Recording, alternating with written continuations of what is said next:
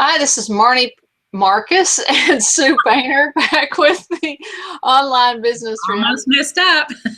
no, I almost did. Or Marnie and Sue's Peep Show, where we pull back the curtains on our lives and businesses and give you a peek behind the scenes. So, how you doing, Sue? I'm great. How are you doing? I'm doing really well. How's married life treating you, other than the fact you can't remember your new last name? It's really good. So, Good. I'm glad. Glad to hear it. yeah, very happy. I saw your blog post today. You've been writing a lot about all of this. You're up to blog post number 17 about it. I know. I don't know where that's going, but oh well. I'm going to have a book before it's over with. I don't know if I could write 17 blog posts about being married, but obviously you can write a whole big book. I ought to be able to write it. I've been married forever, so. You probably write some funny stories, I bet. Yeah, we could. I could write some funny stories. Yeah.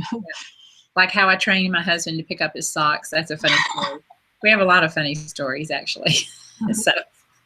But we instead are going to talk about systems, I think, and then you were going to talk about chaos. And I can say some things about chaos myself. But actually, see, there's a story in that, because I used a system when I was first married to teach my husband how to pick up his socks.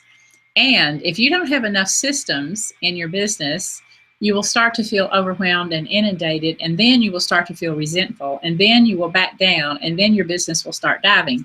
So having systems and being willing to delegate is a really big thing. I'm a great delegator. I do not mind delegating to people at all, but I know a lot of business owners who really think they have to have their hands in every single pie, and they don't delegate. And then therefore they get overwhelmed. So the first time somebody says to me, I'm too busy and I'm overwhelmed, my first thought is they're not delegating enough. Would you agree? I would agree. I would agree. Yeah, I've had this come up with a couple clients lately where they just feel like they're drowning in business. You know, they're like, I don't want to grow my business. I can't even, and they're sitting on something that could really be huge, could mushroom and be huge, but they're limiting it because they don't have the systems in place. Right. And kind of makes me think of years ago, I started out as, a computer consultant, and I would go into businesses and look at how they're doing things and automate it to create automated systems so that they could, grow their businesses. But to me, when you're overwhelmed like that, you either need to automate or delegate or dump some stuff. It could be some things that you're doing that you don't even need to be doing anymore. But I think dumping thing maybe that will lead to a conversation about joy in business, which we thought we might talk about today. But there is a nasty underbelly of overwhelmingness and not delegating. And the nasty underbelly is if you are a control freak. Yep. Because it will push the button. It will push the button. And if you think that nobody can do it as well as you or as good as you or like you or whatever, then that's the control freak thing. No millionaire is a control freak. They all have big teams and people to delegate to. And so there is this thing of kind of like this guilty, I should be doing everything. And I think women are far more likely to get stuck in that than men. Mm-hmm. So you have to delegate. It's like, think about whatever team you were on when you were a kid. Like if you played soccer, or for me, I was in the band all my life, all the way through college. We were a team. Each one of us had a different thing to do in the larger band so that we could play a concert or march on the field or whatever. And we really learned to depend on each other to do each other's part. And it's like that for teams. It's like that if you're on a swim team or a soccer team or whatever. So that nasty underbelly of not being willing to let go and being a control freak, that will get you every time. And then what you'll do is start saying, well, I'm overwhelmed and there's just no way around it. There's just nothing I can do about it. Well, Marnie will tell you, yes, there is. Right, Marnie? There is. And I will tell you, yes, there is. You might not like it, but it will force you to grow. Yeah. One of the biggest things that I see with, because I deal with a lot of people who are moms, yeah, and they won't delegate when it comes to their kids either. Yep. And I've been the world's worst about not teaching my kids to get them to do stuff and me doing it, but in the times that I have delegated to my kids to do jobs and tasks around the house, like, it's actually made them better people. It's made them more self-sufficient, more independent. And also, I see a lot of people that are scared to even hire somebody for a couple hours to watch their kid while they have devoted time and their work. And what they end up doing is just guilt tripping themselves by splitting their focus. When they're with their kid, they're thinking they should be working, and when they're working, they think they should be with their kid. And they're not productive. Where if they would just say, look, I'm going to hire somebody for 2 or 3 hours in the morning, and I'm going to get my work done, and then I'll have time for my kid. But I don't know, for some reason, I think it's that Calgon thing. Or is it Calgon? What's the one that is like, Take me away, Calgon, take me away. that's what I'm thinking of. It's the bring home the bacon, fried up in the pan, and still show you you're a man, or want to make you feel like a man. It's like you got to do it all or something. I don't know exactly what that is, but actually this reminds me of, I said in a couple of Peep shows maybe about a month ago that I had done this blog post about, are you using your kids as an excuse? And that's exactly what you're talking about. It is people who hide behind their kids and think that they have to do absolutely every little thing for their kids, or they're some bad mama or something. And I get it, I get it thrown up to me because I don't have kids. But like I said in my blog post, just because I don't have kids doesn't mean I don't know how to parent. I agree with you. It is, I don't know if it's a self-esteem issue or what, but I know that it's a generational thing for sure, because when I was coming up, parents didn't go to every single solitary little practice in the world. And parents didn't give you 5 different birthday parties spread out over a week. And grandparents didn't show up for every single little thing you did. So I kind of see this action where, people who've raised their kids, now they try to go raise their grandkids, and they move all over the country so they can be close to their kids and their grandkids. Well, their kids are supposed to have their own life. So that's the way it's supposed to go. But at any rate, that using the kids as an excuse and the grandkids as an excuse, I get it sometimes, kids, and even I've had older clients who, well, I just have to be available 3 days a week to take my grandkid to soccer. Really? I thought that was like their mother's job, not your job. But you want to be a full-time grandmama, or do you want to have a business? open that can of worms. I think we had a whole show on this before, but I think we did. But it is true that you have done a great job of growing children who are responsible and are resilient and can make their way in the world. And you also have modeled for them what it is like to have a successful mom who works for herself, who sits at home and makes and brings home the bacon and fries it in the pan without ever even having to leave the house. So, that is a model that your kids have now. And I bet you that they will be more entrepreneurial than they will go work for somebody else, because you have set a model. So that's what you want to set a model of. Not that you absolutely cannot, after 18 years, cut the umbilical cord. So, I mean, I've seen some pretty long umbilical cords, pretty long, pretty old. There is no greater compliment to me as a parent than that my children are self-sufficient. Yeah. They are, able to stand on their own 2 feet. I'm just thrilled as a mother when I see that. So. Yeah. That's what you want. I mean, that's what I would want. If I had a child, that is what I would want. But them to be independent and able to, and self-responsible, and able to make their way in the world and make the money that they need to make. I really admire Warren Buffett, who, has more money than God, saying that he's not going to leave any of it to his children, that he wants his children to know what it is to make their own way in the world, and that he intends to leave every last cent to charity. And I really admire him for that. So. Sneezing. Sorry. Or you're not allergic to your new husband, are you? No, but he did give me a cold. He said he had allergies on the honeymoon, and after about 2 or 3 days, I'm like, "Hon, that wasn't allergies. I've got all your same symptoms now." So. That's because on the honeymoon, he didn't want you to be sitting over there on the opposite side of the cabin because you had a cold. No wonder he said it was allergies. We were also thinking about, this kind of goes along with this thing I've been talking about lately of joy in business, and this is because It is mid-September, and I started taking a look at my calendar the other day, and boy, I don't know about anybody else, but the rest of September, October, November, and December, like, psh, every day is mapped out. And the end of the year for me is here, basically. And Marnie, you and I have talked a little bit about that before. This is a great time of year to be thinking about what is it that you want your 2016 to look like in your business. And I use these questions every year where I ask myself, what is it in my business that brings me the most joy? What is it in my business that serves my clients and gives them joy and allows me to make the income I want? What is it that is not giving me joy that I should be letting go of in the coming year? And, you know, what is it that I have been doing that gives me the most joy in my business that I could amplify and build upon for the next year? And in fact, I just did a video about that and stuck it up on YouTube yesterday or maybe this morning. I can't remember. But, you know, there's nothing wrong with having joy in your business and giving joy to your clients or to your customers as you work with them. But this is a great time of year to be thinking about what do you want to do to shift things, because all businesses change. And if you don't start making that shift now, 2016 will be staring you in the face and you'll be standing around thinking, well, what do I need to shift? So now's the time when you can start kind of turning the ship and adding new things and taking away things that haven't worked so well, that haven't given you much joy.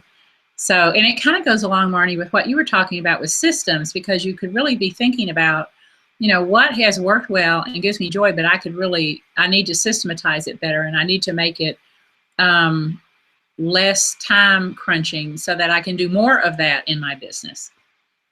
Yeah. Yeah. And there are ways to do that. I mean, I think people automatically think because I'm growing my business that I'm going to get even busier. And it really should be the other way around. You should structure your business where you free yourself from the day-to-day operations of it, I think, you know, where you're working, on your business instead of in your business. Yeah. You know, you've delegated or automated as much as possible. And especially people who have created some kind of, I think of people like Laura West, for example. Laura's created her Passion Project program, right? So she's going out and certifying other people in her program to do things. Okay, so she's leveraging what she's got beyond just her, or, right. Different people who, like Carolyn Cooper with the Simply Healed. She trains practitioners and they go do, you know. So it's a form of delegations, that licensing and sub-licensing, and there may be a way, if you're so inundated, teach somebody else your method and sub-license it out, either with, taking the orders and then feeding it out to these people, or some kind of licensing program or something. I see that come up a lot lately with the innovators that I work with, because they come up with really cool systems and stuff, and they're sitting there doing all the work. Right. When they're working in their business all the time, and they're not really working on their business. And what they need to understand is all the different ways they could leverage their business. Which there is the train the trainer model, as you say, and there is also breaking it down and systematizing it and handing off parts of that system to other people, and really only doing the part that they're really, really good at, or gifted at, or really want to do. Yeah. Like what Allie does with y'all. I mean, she's not sitting there coaching every single person who's going through her system. She's got coaches that she's delegated it out to. Right? I mean, I have a friend who went to spend some time with Richard Branson lately, and she was telling me that he has absolutely not one piece of paper on his desk, and he keeps his head up in the horizon of what should his companies be doing. And then he has, really crackerjack teams that carry out everything from, wanting to be the next, wanting to commercialize putting people into space to, airlines to whatever, all the different things. I have no idea how many companies he owns, but I bet it's a bunch.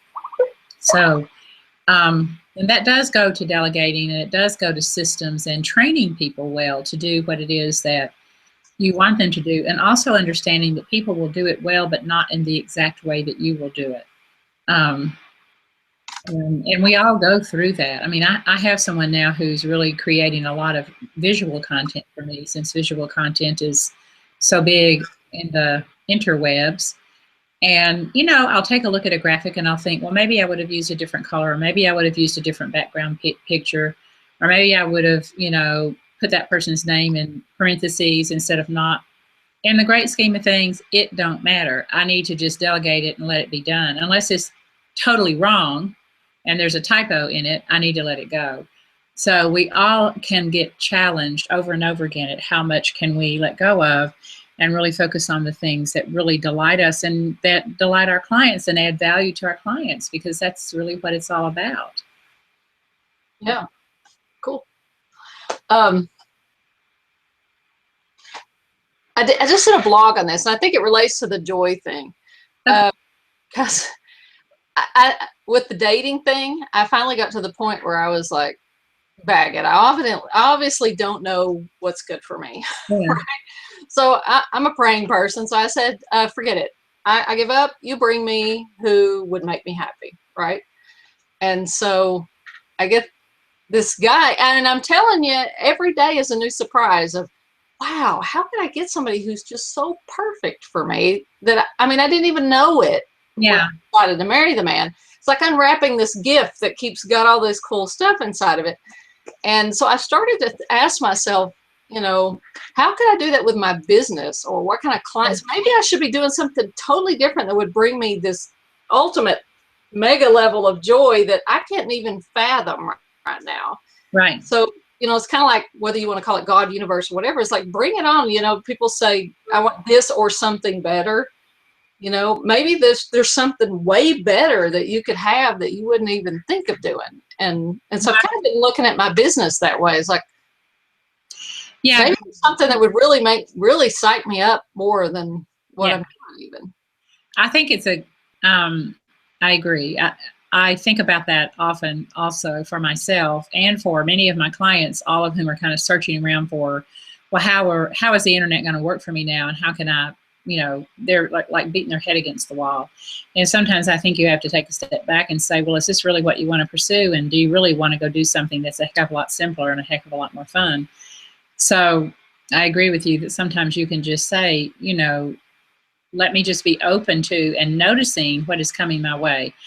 Because when you're down in the weeds of trying to make something work, or you become fear-based about your business, then you're like this and you're not open to seeing what is right around you. So first you have to be open and relaxed enough to see, and then you have to be willing to take that in and notice it if it's out there. So it's kind of like if you're a stressed out person walking through a garden, you don't even notice that these fabulous roses are in bloom. So first you have to relax enough and take a breath and see the roses, and then you have to see, do those roses have some kind of message or some kind of idea or something like that for me. And I agree with you. That is, I mean, I think that is really needed in the marketplace today. And you know, Marnie, you and I have talked about like doing either in a live workshop or a virtual workshop about this very thing, helping people to step it down and relax enough to be open and kind of meditate their way into what is really there for me that I'm not seeing. Because there's always something there that we're not seeing. I mean, by definition, there just always is for all of us. Yeah, totally. So what do they say? You can't see the picture from inside the frame? Yeah, or you can't see the forest for the trees, or, you know, all of those. I mean, all of those sayings are there for a reason, right? And they've made sense, I guess, over the generations of people. And I think, too, that we have people now who are locked in and tied down with both hands behind their back because they have been taught that they have to do everything perfectly and that it's bad to make a mistake. And so that whole process of loosening yourself up to be a business owner means being actually happy sometimes when you've made a mistake, because it teaches you the direction your business needs to go.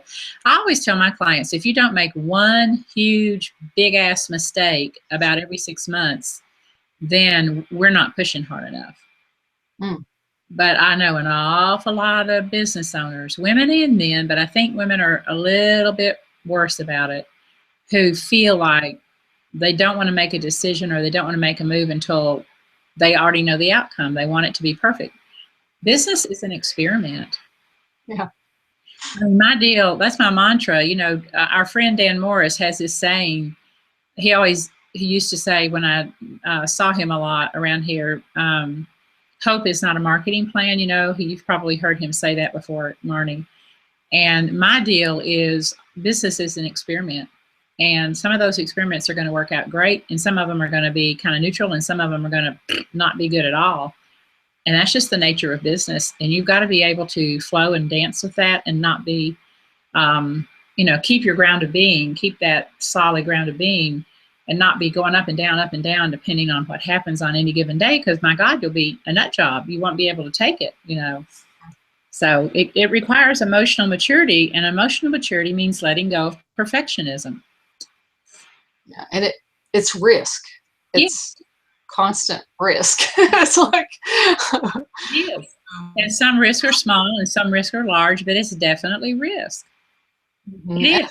I think there's, people who've been in jobs their whole lives, just go to a day job, they cannot comprehend what it would be like to have everything depend on you figuring it out. I mean, I know. It's a major, I always say with freedom comes responsibility. Yeah. We have tons of freedom as entrepreneurs to create what we want, to work with who we want, to do what we want. But there's an immense responsibility on our shoulders that the average person does not even begin to comprehend. I know. And, I used to work with a lot of people back in time who were in the corporate world and they wanted to leave. And they just kind of had this magical thinking about, well, they really wanted their own business. Not because they had a passion to move towards something, but because they had a passion to leave something. Their job was miserable. They didn't like it. And they just had this pipe dream in their head. Well, I'm just going to go work for myself. But you've got to understand what that entails. And probably 9 out of 10 folks really won't make the nut. I mean, they really won't put themselves out there and be open to learning everything they have to learn in order to make it work for them. And they also, if you think you're going to work for yourself so that you work less, you got another thing coming. Yeah, really. Not more. You have ultimate freedom. I mean, I got up in the middle of the night and worked on some stuff because I knew I was going to be busy today putting together this party thing for tomorrow. But, you do work, and eventually that winnows down and you can blend in a lot of free time, but you're going to have to really put the pedal to the metal for a while. And there's a tipping point, and it might take a couple of years for that tipping point to hit, or you might be lucky and it'll hit sooner rather than later. But there's a totally different mindset. And this is something I learned from Michael Port. He was like, when you're going to coach somebody, you don't really want to pay that much attention to what it is they want to get rid of. Like, I want to quit my job, let's say. That's what they're running from. You really can't coach them until you get a really strong sense of what they're running toward. And half the time, they don't know what they're running toward. And in that case, they're not yet ready to be coached in terms of business structure.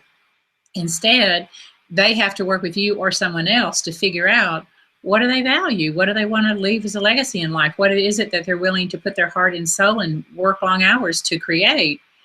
And sometimes, I have had clients before over the years that I've just said to them, you need to go back and get your job back. And I've pissed off a few people, but then 3 or 4 years later, I'll hear from them and they'll be like, you're right. I did go back and go to work because it was a whole lot easier. And I had a steady paycheck and I was too stressed, not, knowing what my paycheck was going to be. So, you have to have some intestinal fortitude if you're going to work for yourself. And I think a lot of people, it's just magical. Well, let me just go work for myself. It's easier. No, not really. No. We're the Ghostbusters. We're the entrepreneur busters today on this show. I don't want to discourage people, except for if there's not a place for lazy in self-employment. No, I think I like to compare a business to an orchard. Yeah. When you plant fruit trees, you probably are not going to see any fruit from those for 3 to 5 years. Right. You got to groom them and water them and keep the bugs off of them and keep the frost from getting them. You got to baby those little things. Yeah. And then once they really start bearing fruit, then you can kind of relax and breathe back. Okay, here we've got some fruit coming in, it'll just sustain you for years. But if you have to, we were kind of talking about maybe discussing the Phoenix Rising thing. Sometimes you've got that chaos that comes and wipes out your orchard. In nature, something can come along, tornado, wipe out your orchard. You got to start all over again, And so when you do that, a lot of times you got to give it the time to do it again. Well, so some people want to know what we mean when you talk about the chaos and the Phoenix Rising. So why don't you give people a quick and dirty about that? Because I mean, it's definitely there in all our lives, whether we want to admit it's there or not. Right. I've been having this discussion with some people in some of my groups about how the chaos is part of the creation cycle. Like if you're going to take a closet to a higher level of order, you're going to create some chaos. You're going to have a mess. If you're going to remodel your house, you're going to have some chaos first. Anything, whether it's a home or a life or a business or whatever that you're trying to take to the next level of order, is going to create, you're going to have a chaos period. So, and it's sort of like the death of the old, and you're recreating your new system and the rebirth. So kind of the Phoenix Rising, coming out of the ashes. So anyway, that's what I mean by that. And it's absolutely true. When I was going through college, working on my master's, we had to write a lot of papers. And I would always say to myself, I would just get kind of overwhelmed by all of it. And I used to call it, I have to get lost in the muck of it. And then the paper and the research would start to take shape. But first I knew I had to go to this place of just wild ideas and complete chaos. And after thinking about it and working with it for a week or two, then it would emerge what it is I wanted to study or research or write about. But that lost in the muck of it, that's a part of every great project. And, you have to think about all great creators. I mean, look at Beethoven. Those symphonies, he was a brilliant man and a brilliant composer, but he would get lost in the muck of how he wanted something to sound and work at it because after all, he wrote these great symphonies and he was totally deaf. So he got lost in the muck of it, for a while. We all do. Authors get lost in the muck of it, Designers and artists the creative process is a chaos and Phoenix Rising process. And if you work for yourself, then you are in a constant creative process. You may not be an artist. Marnie and I are neither one artist really, but we have a creative process in creating the work that we're going to offer to others that is hopefully helpful and pleasing and also joyful to us to do. I think we're artists because we write. Yeah, we do. I claim the artist. But yeah, I know what you mean. Yeah, I know. I think there is this whole thing about business creation and the process of pulling out from within yourself and from within and scanning the environment and knowing what's going to sell and what's not going to sell. That creative process is something that I don't think we teach well as entrepreneurs. And that's what I think actually you and I could bring to the marketplace and teach and really help people get down the weeds of what they want. Most people start businesses and have no clarity at all about what it is they're trying to do. They just want a business. Right. They don't know what that really means. So. And I think what I'm beginning to suspect is that because we sort of hodgepodge put businesses together without clear systems in the beginning, we have to have those we have to have those chaos moments, because if you can only build a business so far before you can't keep up with it anymore. And that wipe the slate clean thing and start over and rebuild with clear systems is almost necessary. So if you could, work with somebody to create the clear systems from the get-go, you might be able to avoid one of those wipeout things. I know, I agree, but see, a lot of people, oh, I'm creative and I'm entrepreneurial and I just can't possibly bring myself. They won't discipline themselves enough to work a system. And then it comes back a year or two later and bites them in the butt and really starts hampering their business, and then they're frantic. So you do. I mean, you don't have to have everything. I don't have everything systematized either, but but most things, at least the back end of your business, you have to have that. I think to just know, you don't have to have everything in place. Right. Like what would bug me used to is like I'd work for corporations and they would be doing websites and they want to go buy a dedicated hosting.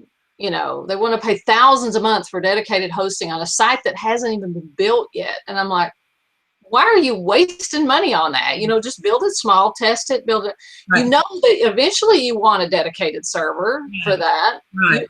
You have the functionality in place. You may not be ready for affiliates right now to go out and be JV partners, but you might buy some kind of a system. Well, I'll just throw one shopping cart, even though I'm not that big of a fan of it. Right. You could just do the email portion, but it has the functionality to add the affiliate program or the shopping cart. So you create a pathway for growth. That doesn't mean you need to bite off all of that right at the beginning, but you know what you're going to need to grow into. Right. I agree. Yeah. You do have to be a little bit of a futurist and think about the horizon, at least the short-term horizon, and then figure out later on, as you grow, how you're going to push those and how you're going to put those systems in place. And it is harder, and there's more and more systems to choose from, so you can kind of get lost in analysis. I'm to the point where I tell people, you probably won't pick a system that will do your business throughout the history of your business. The systems change and your business will grow, and you probably will change systems as you grow once or twice. I used to think you could pick a system and stay with it forever, but I no longer think that because things are changing so rapidly. Yeah, it's just crazy, really. It is kind of crazy making. Well, so it's past 2:32. It's 2:32, so we might be boring people. I don't know, but do we have any questions though before we end? Well, I can't get that page to come up. See if you can refresh and see if there's any questions on it. I can't because I don't have control of the dashboard, I don't think. Oh, I thought maybe you could go to that link. I do have group chat, but see if that I don't see anything in it. Yeah, it's not doing what it usually does, so it's not showing me. Okay. The comments. Okay. Well, sorry if you have a comment. I have several viewers. I see them logged in, but okay, good. At least 6 or 7 of them. So. Oh, good. Hi, y'all. It's good to see you there today. Hi. Here. So we're going to do our next Peep show next Thursday at 3 Eastern, I believe it is. And I sent out the reminder today, and I put that in there that it was going to be 3 o'clock Eastern next Thursday. And then I'm going to get back to my brunch preparations for tomorrow. It's one of those blended things. I'm running in and doing a Peep show, and then I'm going in the kitchen, and then I'm coming back and working with the client, then I'm going in the kitchen. Big brunch, big fancy brunch for 10 ladies tomorrow. So it's like all stops out, polish the silver and all that stuff. So I'll let you know how it goes. Maybe I'll take a picture of all the table. Yeah, we've got the table set up with china and the silver and the flowers and the champagne flutes and all that stuff. Do that. Okay, it's good to see you, Marnie. All right. Marnie. Have fun. Bye.